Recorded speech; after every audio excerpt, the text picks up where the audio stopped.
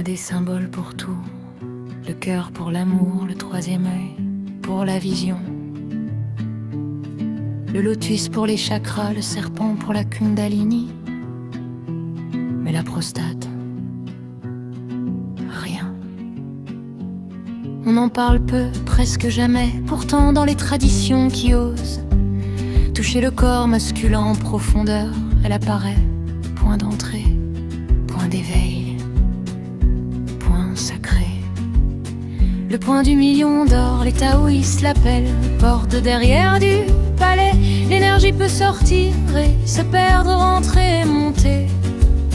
Tout est dans la conscience de celui qui touche. Point caché, point sacré, la prostate, clé qu'on a cachée.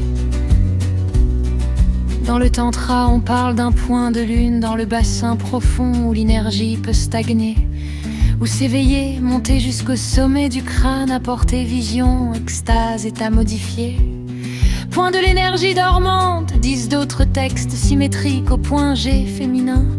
Stimulé avec conscience, il peut déclencher des orgasmes plus profonds, plus longs, plus totaux. Le point du million d'or, les taoïstes l'appellent. Porte derrière du palais, l'énergie peut sortir et se perdre, entrer et monter. Tout est dans la conscience de celui qui touche. Point caché, point sacré, la prostate, clé qu'on a cachée. Il y a dans le corps de l'homme un point caché que seule la femme qui aime peut toucher. Par lui, l'homme peut mourir et renaître. L'orgasme comme petite mort, oui, mais aussi la mort de l'ego, la renaissance spirituelle, la prostate comme portail. Le point du million d'or, les taoïstes l'appellent. Porte derrière du palais, l'énergie peut sortir et se perdre, entrer et monter. Tout est dans la conscience de celui qui touche. Point caché, point sacré, la prostate, clé qu'on a cachée. Pourquoi si peu de mentions? Point interne, on ne voit que l'extérieur, l'intérieur, domaine des médecins, pas des prêtres. Pourtant les taoïstes cartographiaient l'intérieur, lié à l'anus, à l'impur, à ce qui sort, risque de confusion. Alors on parlait de porte, de derrière, de point caché, de lieu secret. Le point du million d'or, les taoïstes l'appellent. Porte derrière du palais, l'énergie peut sortir et se perdre, entrer et monter. Tout est dans la conscience de celui qui touche. Point caché, point sacré, la prostate, clé qu'on a cachée.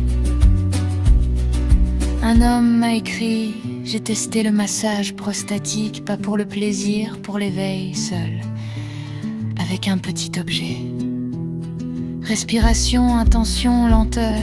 La première fois que j'ai senti l'énergie monter le long de ma colonne, j'ai compris ce que le texte voulait dire par un orgasme, par un frisson. Tout mon corps devenait un conduit pour quelque chose de plus grand. Le point G féminin a été nommé, exploré. Le point P masculin, rien. Point P, c'est médical, pas sacré. Partant dans le corps, ils se répondent. Le point G antérieur, accessible par le vagin. La prostate postérieure, accessible par l'anus. Deux points, deux portes, de chemin vers l'extase.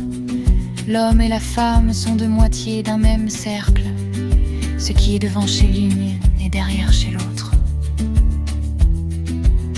La prostate, c'est le point G de l'homme, mais par derrière. Et c'est peut-être pour ça qu'elle a été cachée, parce qu'elle oblige l'homme à s'ouvrir par là où il ne veut pas. Ce qu'elle nous apprend. L'homme a aussi un point de réceptivité, il est aussi pénétré, réceptif, ouvert. La prostate est là pour le rappeler. L'énergie peut monter d'en bas. Le troisième œil en haut, c'est la clarté, la prostate. En bas, c'est la racine, l'énergie qui monte de là est plus viscérale, plus organique, plus liée à la vie brute, pas plus basse, plus profonde. Alors oui, le prostate n'a pas de pomme de pin, de lotus, de troisième œil dans le cône crassé.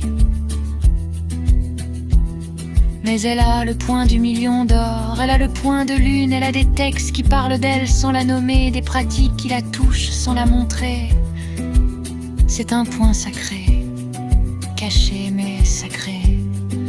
Une porte dérobée vers l'extase, un trésor dans une grotte. Le corset, et ceux qui osent explorer le savent aussi.